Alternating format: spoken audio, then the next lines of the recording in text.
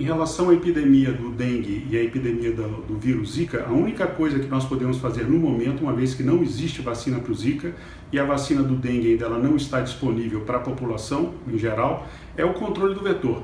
E que não é uma coisa que vai resolver o problema da infecção, mas seguramente ele diminui o impacto que a infecção pode causar nessas pessoas. Nós vamos diminuir o número de pessoas infectadas.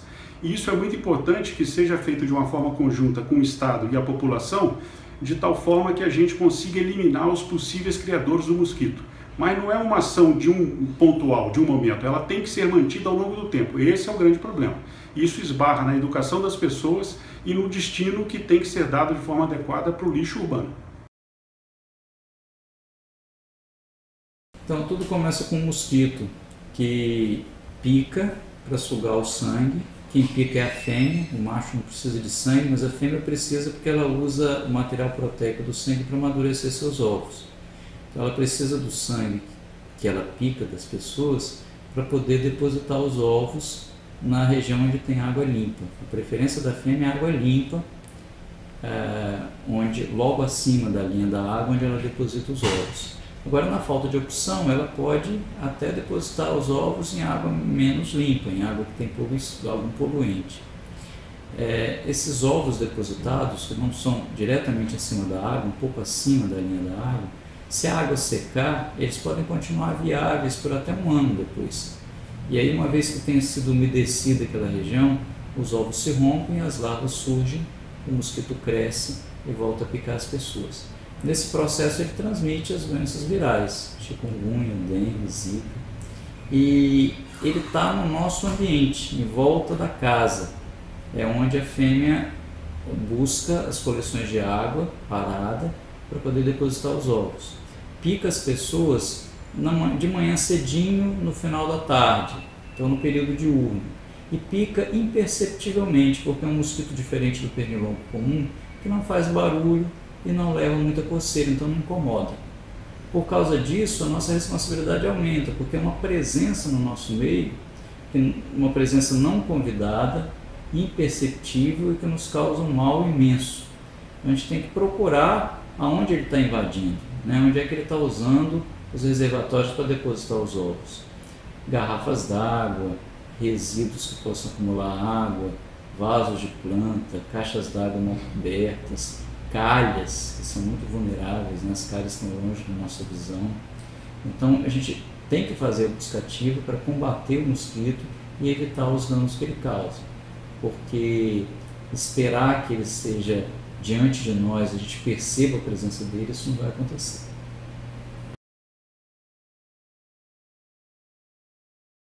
Os primeiros casos de Zika foram diagnosticados no Brasil no ano de 2015. Os sintomas são leves e, quando presentes, eles incluem febre, dor nas articulações, mancha na pele e vermelhidão nos olhos. A grande repercussão que a infecção pelo Zika teve foi pelo aumento no número de casos de microcefalia.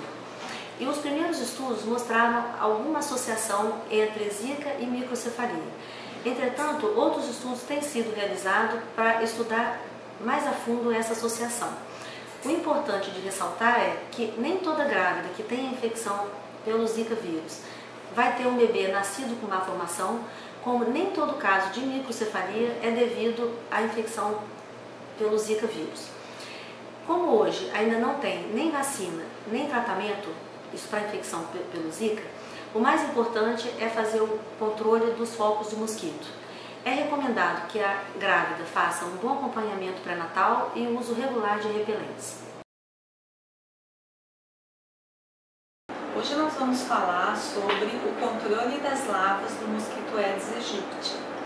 Então, um dos problemas que temos na atualidade é o uso de produtos químicos para esse controle dentro da água. A gente sempre tem que estar atento, porque tudo que é adicionado à água um dia volta para o conjunto total de água do planeta. Então, se eu jogo no esgoto, ele vai acabar contaminando quando chegar a rios, depois ao mar, a cadeia alimentar toda, ou então ele vai infiltrar no solo, se eu despejar esse volume na terra, atravessando toda a camada de solo, chegando ao lençol freático. Uma pesquisa realizada na Universidade Estadual Paulista, em São José do Rio Preto, determinou que a gente tem uma substância em casa, que é o pó de café usado, que é extremamente eficiente no controle das larvas do mosquito. Então, como é que a gente vai fazer? A diluição pode ser usada para matar a larva ou então para impedir que ela se transforme no adulto. Para matar a larva, então ela vai intoxicar e matar imediatamente, né? A gente usa uma proporção de, para cada copo d'água, 4 colheres de pó de café usado. Para impedir que a larva se desenvolva na fêmea adulta ou no macho, né, que vão ser aqueles que vão entrar em contato conosco, é uma proporção menor. Para cada copo d'água são 4 colherinhas de chá, então pequenas, né, diluídas. Claro que na minha casa eu posso utilizar só o pó de café, se eu souber quanto é que acumula de água naqueles recipientes dos quais eu não posso me desfazer, tá certo? Então, bom uso para vocês!